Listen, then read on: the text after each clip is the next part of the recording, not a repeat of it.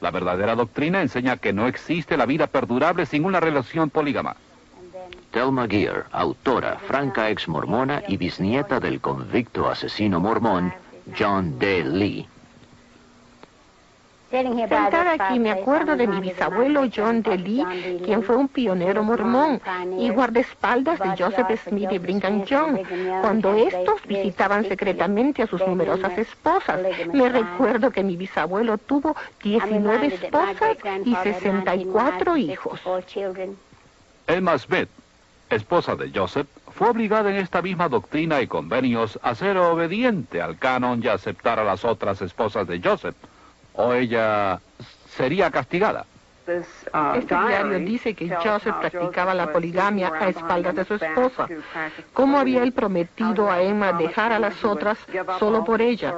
Pero le dice a su amigo, tenía que decir eso, pero no tenía la intención de cumplirlo.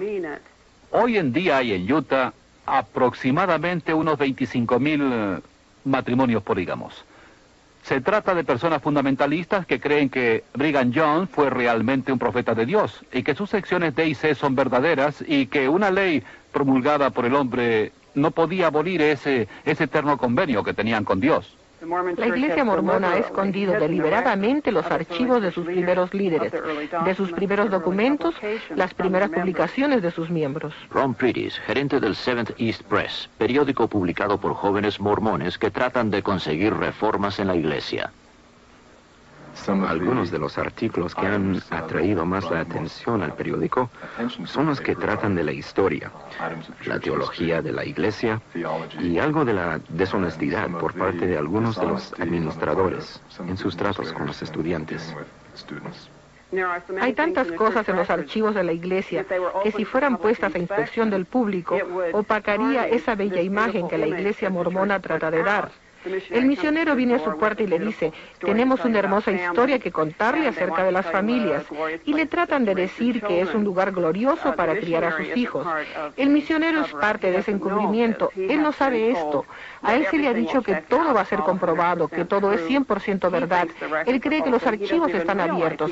No sabe que ni él mismo puede ir a Utah y examinarlos.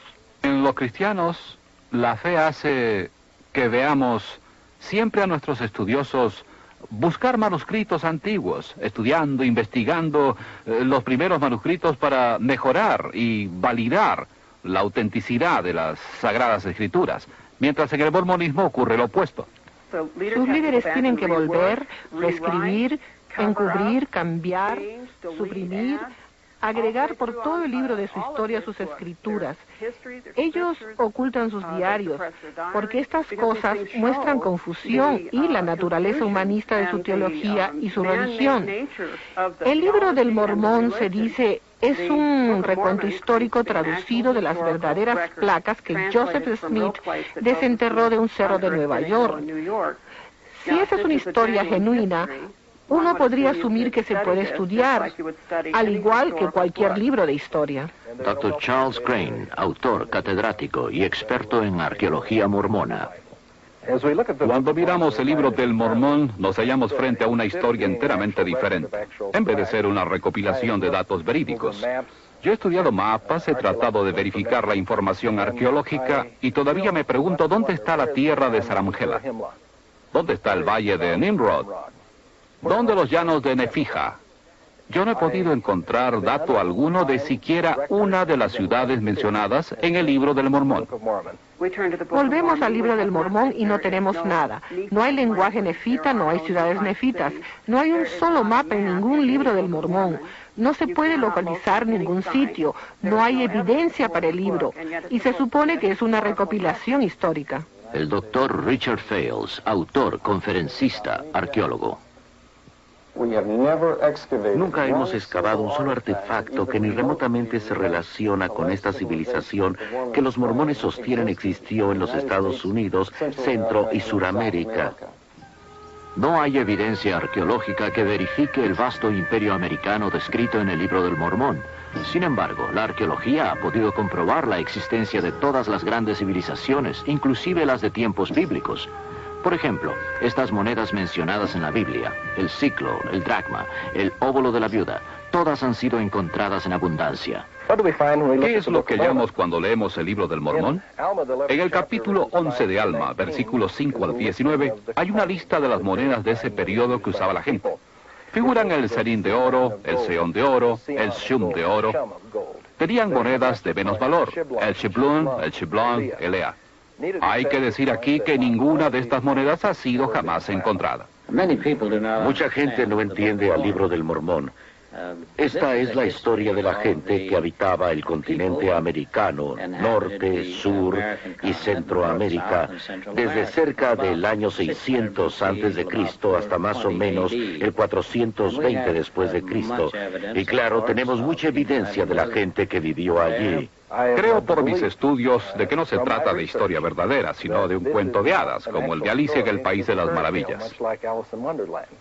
Décadas de investigaciones realizadas por los arqueólogos no han producido ni pizca de evidencia acerca de la gente, los lugares o eventos del libro. Y los misioneros mormones van por todo el mundo convirtiendo al mormonismo mediante la explicación de que la arqueología ha comprobado que el libro del Mormón es verdad.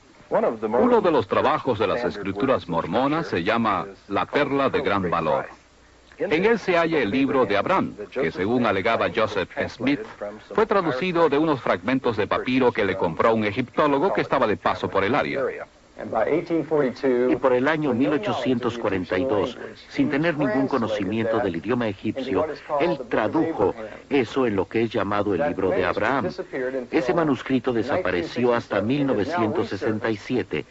Ahora ha salido a la superficie. Varios egiptólogos famosos lo han leído, lo han traducido y han descubierto que no tiene nada que ver con los tiempos de Abraham. Joseph Smith no logró traducir bien ni siquiera una palabra. Lo que hizo fue tomar una letra que parece una E al revés y la tradujo en 76 palabras con 7 nombres. Bueno, hay ciertas cosas que avergüenzan a la iglesia.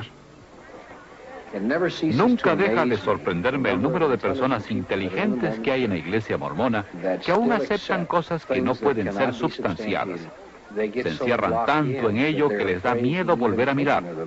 Muchas veces nos hallamos con gente que ha admitido que prefiere aceptar lo que dicen los líderes de su iglesia que sentarse con nosotros a estudiar los hechos.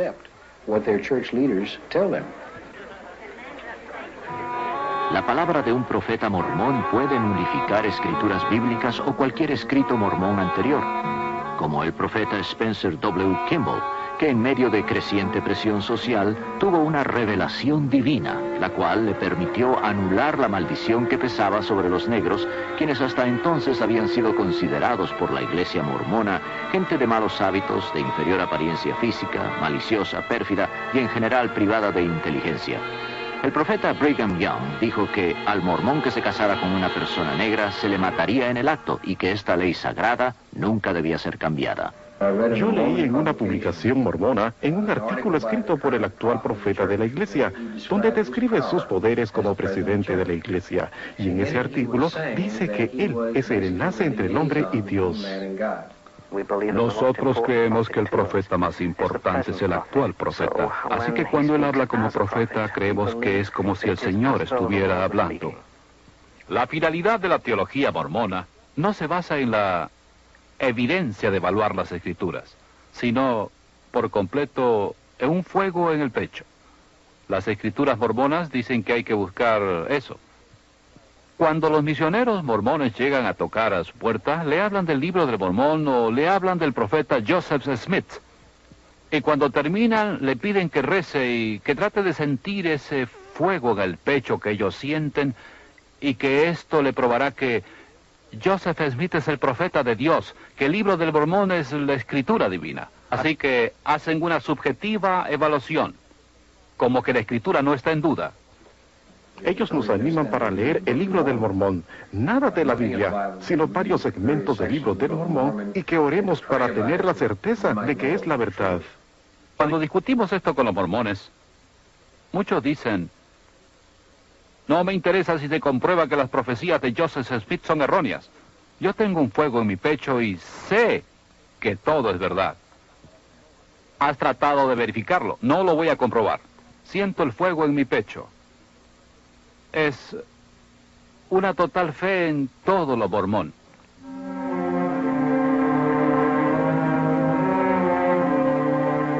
Esta es una reproducción fílmica de ceremonias mormonas secretas que ni la mayoría de los mormones jamás ha visto, y aquellos que las han presenciado han jurado nunca revelar estos secretos bajo pena de muerte.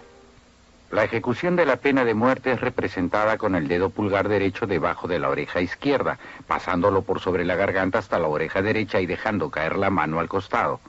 Los que hemos pasado por el templo hemos jurado solemnemente consentir que nos corten la garganta y que nos arranquen el corazón y otros órganos vitales.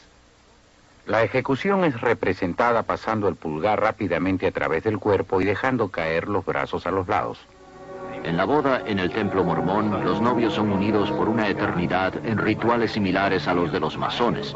Sin esta ceremonia, nadie puede entrar ante la presencia de Joseph Smith y ser convertido en Dios. Hermano Pratt, teniendo la autoridad, te lavo en preparación para tu consagración por y en representación de John Kimball, quien falleció para que tú quedaras limpio de la sangre y pecados de esta generación.